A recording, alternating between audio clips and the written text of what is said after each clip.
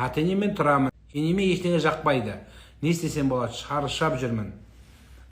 Келіндердің бәрі шаршайды, осы енелерден шаршайды бәрі. Кішкене шаршасаңыз жат демалып алыңыз, шаршасаңыз күйеуіңізбен ортаңыз түзулеңіз. Ене деген сенің қасыңа жар сыйлаған жарыңның анасы, оған жақсы қараңыз. Ұрысса ұрыссын, ертең зар боласың.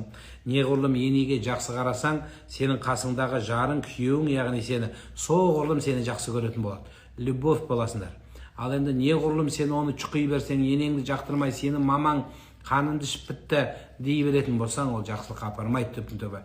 Ертең сен де бала өсіріп отырсың, сенің балаң да Құда қаласа әйел алады. Сен хоть нормально дейсің, сенен хуже болады ол. Егер енеңе дұрыс қарамасаң, сенен хуже келін алып келеді. Ол да тұрады, сенің мамаң қанымды ішіп бітті, или выбирай дейді, или мамамен бол, или мен болам дейді. Сөйтіп сонда условия қоймай тұрғанда қойыңыз, олай жасамаңыз. Ата енемен бірге тұрам, сөзбен тиісіп отырады, не істесем болады, шаршап жүрмін, тиісе береді, ештеңе жоқ.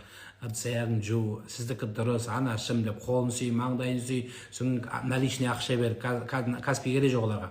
Нал ақша беріп тұр, анда-санда. Айлығынан жұмыс істесең, жұмыстан тиын беріп тұр. Тыққан-пыққан ақшаларың бар ғой, сен левый, күйеуіңнен сындырған. Соны алда мамаңа бер. Соны подарка беріп, сіздікі дұрыс деп қой, жаным деп, маңдайын сүй, айта берсін. Ештеңе етпейді. Сенің атаң, атаңның атасы, оның атасы айтқан. Не деп айтқан? Таспен атқанға аспен ат. Енемен тұру парыз болады. Егер енеңнің күні саған қараса, баласына қараса, өзі тұрамайды, өзі жүремайды, басқа баласы жоқ, өзі мүгедек, кіремейді, дәретханаға шығамайды, тамағын пісіремейді, сондай халде болса, оның қасында баласы да келінде тұру парыз болады. Егер ол болмаса, өздері жүріп, өздері тұра алса, ары қарай бөлінуді, сізді бөлек тұруды шешетін сіздің күйеуіңіз.